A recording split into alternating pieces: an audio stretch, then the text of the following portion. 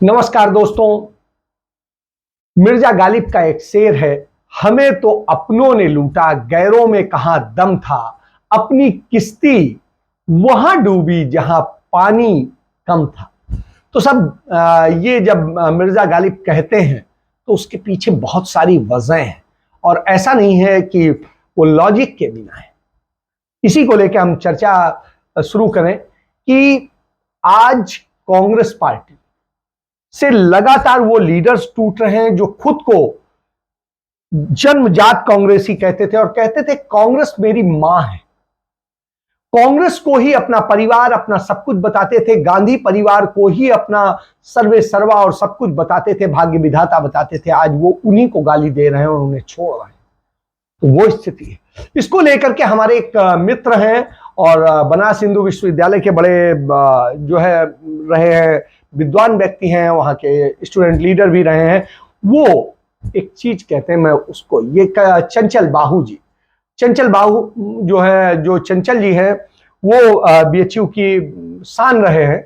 वो एक चीज कहते हैं जो डॉक्टर राम मनोहर लोहिया ने कही थी, जो समाजवादी चिंतक थे, कि कांग्रेस 3 प्रमुख धाराओं में चली है, परवरिश, प्रशिक्षण और प्राप्य की स्थिति कमोबेश एक ही रही है।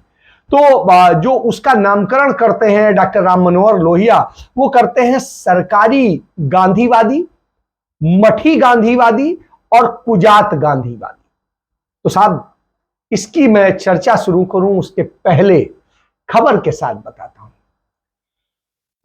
जाने कब अपने स्टूडेंट जीवन से कांग्रेस से जुड़े और कांग्रेस के बूते सब कुछ पाए जो नेता थे गुलाम नबी आजाद, आज उन्होंने कांग्रेस पार्टी की प्राथमिक सदस्यता से इस्तीफा दे दिया।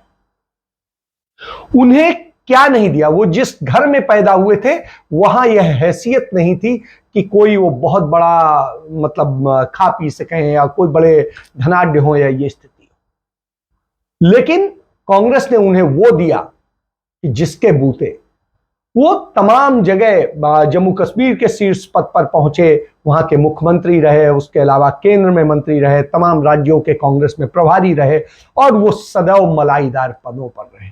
पिछले कुछ समय से उनकी मलाई छीनी हुई थी, उन्होंने इस्तीफा दे दिया है।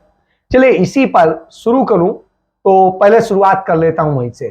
तो जो ये 3 गांधीवादी हैं, उनमें इन तीनों में इन तीनों में कुटुंब का जो इतिहास है वो सियासत के लंबे उतार चढ़ाव से चला है। इनका खेल सियासत के मैदान में ही देखा जाता है।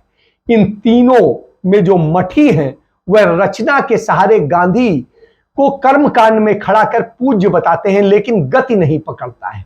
वो एक जगह खड़े कदम ताल करते रहते हैं, जैसे विनोबा भावे, वो मठी के सबसे बड़े प्रतिनिधि माने जाते हैं। फिर आती है सरकारी में कांग्रेस जो आती है, वहां गांधी के विचारों को सामने रखकर सत्ता पाकर उसको आवाम के लिए बेहतर जिंदगी दिखाने की और करने की बात करता है और उनके विचारों को सामने रखता है, उस पर चलता भी है। बस उसकी एक दिक्कत है, हर कुछ सालों बाद वह बीमार हो जाता है। जब यह सत्ता से हटने लगते हैं तो यह टूटने लगते हैं और यह इनकी पुरानी बीमारी है, गांधी के समय की बीमारी है। जब महात्मा गांधी आए थे उस दौर को देख लिए। 1920 और 21 की बात है कि कांग्रेस एक जबरदस्त ताकत बनकर उठी थी और पंडित नेहरू और तमाम सारे लोग जो हैं पूरी लड़ाई में आगे बढ़ चुके थे। देश में असहयोग आंदोलन शुरू होता है और कांग्रेस जो है सत्ता को उखाड़ फेंकने के नजदीक आती है, ब्रिटिश सत्ता को, और खुद सत्ता हासिल करने की स्थिति में पहुंचती है। लेकिन यह स्थापित सत्य बन रहा था कि चौरी चौरा और सप्रू कांड में सप्रू और राजगोपालाचारी, चंद्रशेखर आजाद वगैरह पार्टी से निकल जाते हैं और ब्रिटिश हुकूमत के अलंबरदार David Lloyd George Birmingham Palace को सूचित करते हैं कि गांधी की कांग्रेस बिखर गई है। बस बात सही थी, यहां तक कि गांधी जी के आंदोलन वापस लेने के फैसले से सबसे ज्यादा मुखालफत जो की थी खुलकर, अगर किसी ने की थी तो पंडित जवाहरलाल नेहरू और सरदार वल्लभ भाई पटेल थे। लेकिन इन दोनों ने गांधी जी का साथ नहीं छोड़ा। वो 1930 आते आते फिर कांग्रेस खड़ी हो गई और 1948 में जब कांग्रेस फिर टूटी तो समाजवादी अति उत्साह में कांग्रेस से बाहर आ गए और इनके नेता पंडित जवाहरलाल नेहरू और कांग्रेस से जो बाहर आए थे उनको लेकर के तमाम सारी बातें कहने लगे। बापू की बनाई मुख्य धारा में बने रहने के लिए पंडित नेहरू ने कहा कि नहीं, हम उसी राह पर चलेंगे और 1969 आते आते फिर से एक बार कांग्रेस जो है टूटी और श्रीमती इंदिरा गांधी को ही कांग्रेस से बाहर कर दिया गया। लेकिन 1971 आते आते कांग्रेस फिर मजबूत हो गई और वो मुख्यधारा में आ गई। 1977 में फिर कांग्रेस सत्ता से बाहर हो गई और उसके जितने स्तंभ थे एक एक कर सब कांग्रेस से बाहर चले गए। जितने लोग उस समय प्रधानमंत्री बने, चाहे मोरारजी देसाई हो, चाहे चौधरी चरण सिंह हो या उनके डिप्टी मुख्य प्रधानमंत्री रहे हो, वो सारे सब कांग्रेस से थे, अधिकतर कांग्रेस से थे, लेकिन सब चले गए और कांग्रेस जो है कमजोर हुई। शरद पवार कांग्रेस से छिटक गए, नारायण दत्त तिवारी छिटक गए। जब 89 आया तो आप समझिए शरद पवार, नारायण दत्त तिवारी, अर्जुन सिंह जैसे तमाम सारे लोग जो हैं कांग्रेस से धीरे धीरे करके 1991 आते आते सब बाहर हो गए। और इसके बाद में जब इतिहास लिखे जाएगा, कांग्रेस तब टूटेगी जब वो सत्ता से बाहर रहेगी। सरकारी गांधीवादी की यह सबसे बड़ी पहचान है। इसके बरबक्स इसके तीसरे भाई जो अपने को कुजात गांधीवादी कहते हैं, वे अपने को सरकारी भाई के खिलाफ चलते हैं और कुजात गांधीवादी यानी समाजवादी को तोड़ना हो तो इन्हें गद्दी दे दीजिए। सत्ता में पहुंचते ही ये खुद बिखर जाएंगे, सत्ता को भी तोड़ देंगे। सत्ता और संगठन में समाजवादियों के निर्णायक भूमिका रही, लेकिन इन्हें सत्ता से परहेज रहा। सरदार पटेल के निधन के बाद पंडित जवाहरलाल नेहरू के उत्तराधिकारी हैं प्रथम पंक्ति के समाजवादी जो जयप्रकाश नारायण। एक वक्त में जेपी जो है बड़े खास हुआ करते थे, उन्होंने संन्यास की घोषणा कर दी। 1967 में डॉक्टर राम मनोहर लोहिया ने गैर कांग्रेसवाद का सफल प्रयोग किया, लेकिन समाजवादी भी उसमें शामिल रहे और मूल आचरण के चलते सरकार को तोड़कर अलग जा खड़े हुए और 1969 में समाजवादी बड़ी ताकत के रूप में उभरे और राजनीति की दिशा देते रहे। और फिर डॉक्टर लोहिया के अचानक मृत्यु के बाद वो फिर बिखर गए। 1973 आते आते फिर एक हुए और ये संघर्ष का बिगुल चला और 1977 में सत्ता में आ गए और 2 साल से अधिक सत्ता में रहे और फिर उसके बाद फिर टूट गए। फिर उसके बाद में दूसरे लोगों ने किया, फिर तीसरे ने धावक को वो दिया और इस तरह से टूटते बिखरते रहे और फिर उसके बाद जुड़े और फिर 80 में सत्ता में आ गए। सत्ता में आने के दौरान कांग्रेस से में तमाम सारे जुड़ते चले गए, लेकिन 1987 आते आते धीरे धीरे तमाम सारे खिसकने लगे और नतीजा ये हुआ कि तमाम सारे लोग जुड़ गए। कांग्रेस की संभ्रांत जो बिरादरी है, उस खासकर सत्ता सुख इनका लक्ष्य है। इन छिटकने वालों की एक खूबी है, ये जनता से नहीं आते, इनका संघर्ष से कोई लेना देना नहीं है, ये किसी की उंगली पकड़ के आते हैं, जैसे गुलाम नबी आजाद, आनंद शर्मा, विनोद शर्मा, ये सारे लोग जो हैं उंगली पकड़ के आए थे किसकी? संजय गांधी की। और संजय गांधी के बाद जब नए नए राजीव गांधी आए तो राजीव गांधी की पकड़ ली और इंदिरा गांधी और ये सारी चीजें तो और मलाई खाते रहे और जैसे ही मलाई का समय गया ये सब बाहर हो जाते हैं। ये हमने इन सब का इतिहास है, तो आप ये समझिए, या घर बैठ जाते हैं। तो ये स्थिति। अब आप देखिए और क्या चाहिए आपको? कांग्रेस ने इन्हें सब कुछ दिया है, क्या नहीं दिया है पूछते रहिए। कांग्रेस ने इन्हें पद दिया, कांग्रेस ने इन्हें राज्यसभा भेजा, कांग्रेस ने इन्हें मंत्री बनाया, कांग्रेस ने इन्हें विधायक बनाया, कांग्रेस ने इन्हें मुख्यमंत्री बनाया। कांग्रेस ने क्या नहीं दिया? आज इनके पास जो भी कुछ है, इनके बच्चों के पास जो भी कुछ है, वो कांग्रेस का दिया हुआ है। और क्या चाहिए आपको? जो चाहिए वो सब कांग्रेस के पास है ही नहीं। तो आज जो आपको चाहिए वो कांग्रेस कहां से दे? उसके पास खुद नहीं है। जो मलाई खाई उसे बदनाम किया वो आपने किया, लेकिन मलाई के बाद आप गायब हैं।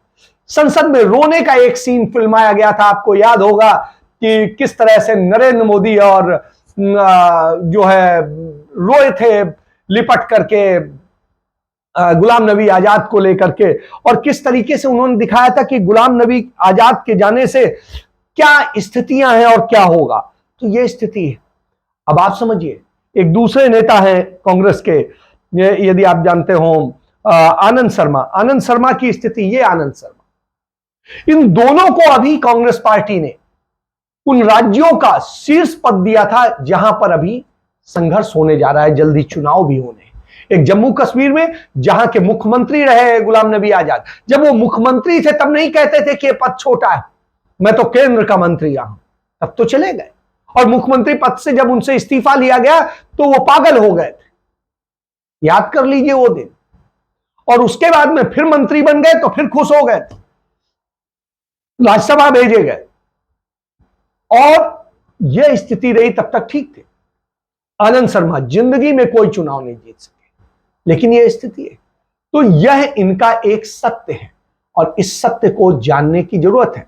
इसी पर मैं बात करूं, इसी पर आगे आता हूं। अब देखिए, G23 बना था, G23 जिसे कहते हैं, ये G आप गांधी समझ लीजिए और 23 उन्हें तोड़ने वाले।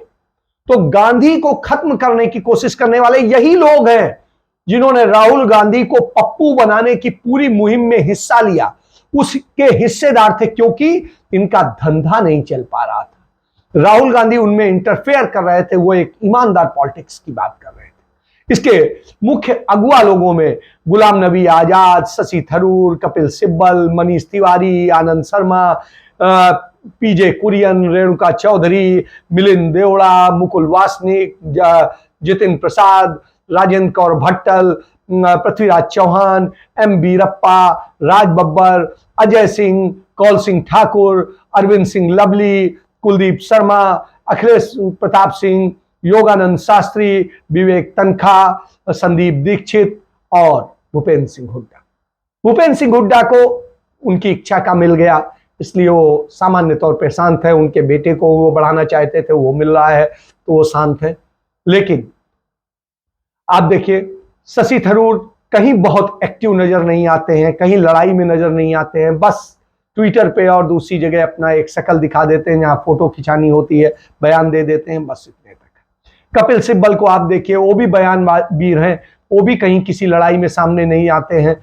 मनीष तिवारी की भी यही स्थिति है, वो कहीं आपको देखिए पूरे आंदोलन चले वो कहीं आपको नजर नहीं आए होंगे, और यह स्थिति है, वो सिर्फ उसी जगह नजर आते हैं जहां फोटो खिंचानी होती है। अभी प्रधानमंत्री के साथ फोटो खिंचा रहे थे।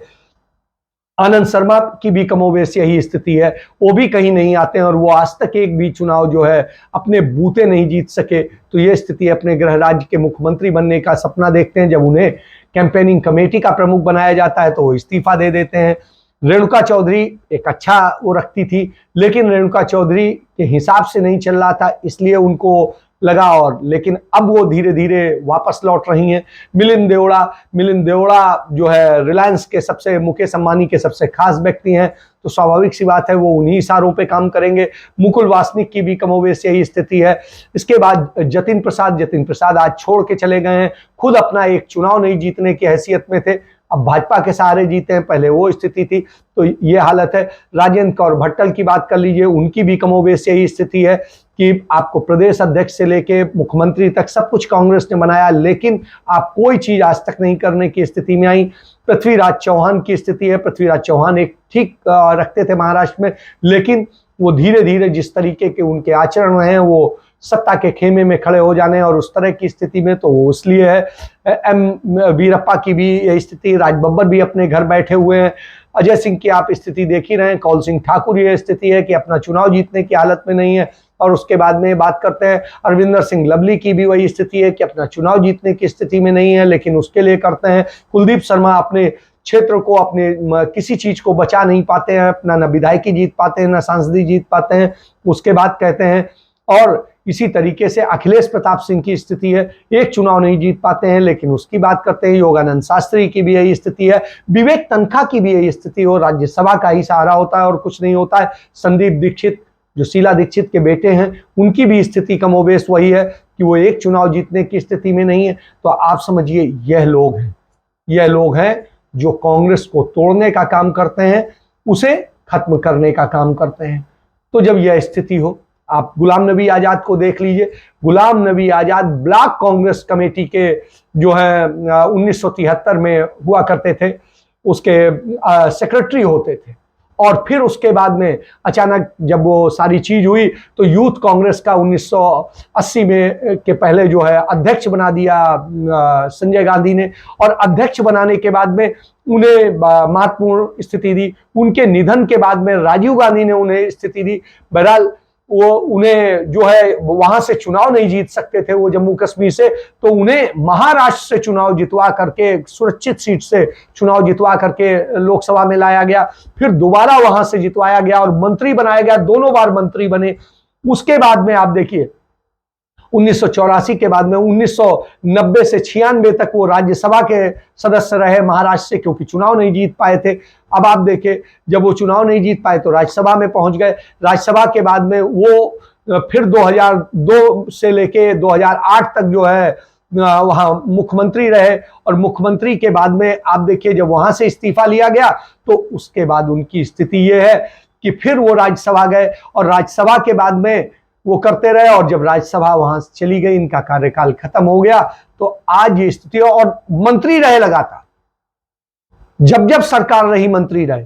लेकिन जब सरकार चली गई, आप कोई चुनाव जीतने की स्थिति में नहीं है, तो उस स्थिति में आप कहते हैं ये आज कांग्रेस आपको कहीं से राज्यसभा सदस्य बनाने की स्थिति में नहीं, क्योंकि उसके पास सीमित पद है, सीमित स्थिति है।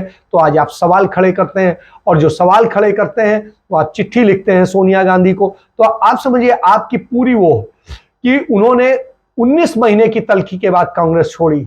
आप इसको देखिए, जो है जनवरी 2021 को गुलाम नबी आजाद राज्यसभा से रिटायर हुए और नेता प्रतिपक्ष का पद भी हाथ से चला गया, क्योंकि आप जीत नहीं सकते थे। फरवरी 2021 में गुलाम नबी आजाद ने कांग्रेस के G23 ग्रुप के साथ कश्मीर में जाकर प्रदर्शन किया। फिर मई 2021 में आपने बंगाल, असम समेत 5 राज्यों के चुनाव में कांग्रेस ने जो G23 के ग्रुप के लोगों को प्रचारक इसीलिए नहीं बनाया गया क्योंकि आप काम करने को तैयार नहीं थे। जुलाई 2021 में राहुल गांधी ने आजाद को बुलाया और जम्मू कश्मीर कांग्रेस की कमान संभालने का ऑफर दिया, आजाद नहीं माने। फिर मार्च 2022 में आजाद के घर G23 के नेताओं की 5 घंटे मीटिंग चली। इसके बाद कांग्रेस से सुधार और दूसरी चीजों का लेटर, सार्वजनिक खुला लेटर जारी हुआ, जिससे कांग्रेस को नुकसान हुआ। और 2021 और 22 के चुनाव में इसका भारी नुकसान हुआ। सोनिया गांधी ने अप्रैल 2022 में आजाद को 10 जनपद पर बुलाया और फिर G23 की मांग को लेकर उनसे जानकारी ली। फिर जुलाई 2022 को कांग्रेस हाईकमान और आजाद के बीच समझौते को लेकर 4 राउंड की मीटिंग हुई। कश्मीर पर उनकी मांग मान ली गई। उसके बाद जुलाई 2022 में गुलाम नबी 1.5 साल बाद कांग्रेस मुख्यालय पहुंचे। आप समझ लीजिए, तब तक वो गए नहीं, सिर्फ मलाई चाहिए। सपोर्ट में प्रेस कॉन्फ्रेंस की गई। फिर अगस्त 2022 में कांग्रेस ने गुलाम नबी आजाद को वहां की कैंपेन कमेटी का प्रमुख बनाया, क्योंकि जो कैंपेन कमेटी का अध्यक्ष होता है सामान्य तौर पर, उसी के अंडर में वहां का प्रदेश अध्यक्ष भी होता है। तो आप समझिए उन्हीं के व्यक्ति को प्रदेश अध्यक्ष बनाया गया जो उनके अधीन था, उनका खास था।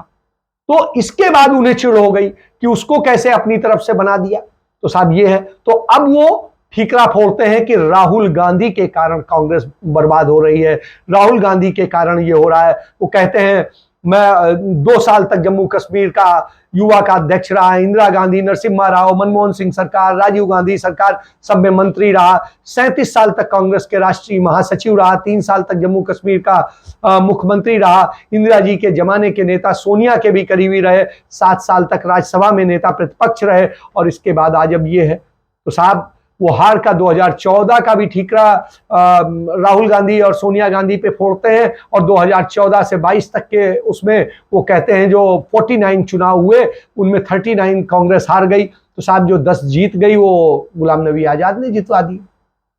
गुलाम नबी आजाद ने तो जम्मू कश्मीर में भी बर्बाद कर दिया। सोनिया को ने जब फिर संभाला तो उसको लेकर के वो कहते हैं कि राहुल गांधी ने तो राहुल गांधी ने तो एक नैतिकता दिखाई थी, आप भी नैतिकता दिखाते, आपने तो नहीं दिखाई। तो यह स्थिति है। इसी तरीके से कमोबेश आनंद शर्मा की स्थिति, जितने G23 के नेताओं का मैं आपको बता ही चुका हूं कि चाहे आनंद शर्मा हो चाहे सारे हो, इनकी स्थिति यही है। इनको जब कुछ मिल जाता है तो कुछ नहीं, तब तो बस जय जयकार है, और नहीं तो इनको तकलीफ होती है। तो यही एक सत्य है। इस सत्य को जानना पड़ेगा कि सत्ता वाले जो कांग्रेसी हैं, जिन्हें उन्होंने सरकारी कांग्रेसी कहा था, तो निश्चित रूप से जो है लोहिया ने सही कहा था, ये सरकारी गांधीवादी हैं, ये वास्तव में गांधीवादी नहीं। ये मलाई खाने आते हैं और मलाई के अलावा इन्हें कुछ चाहिए नहीं।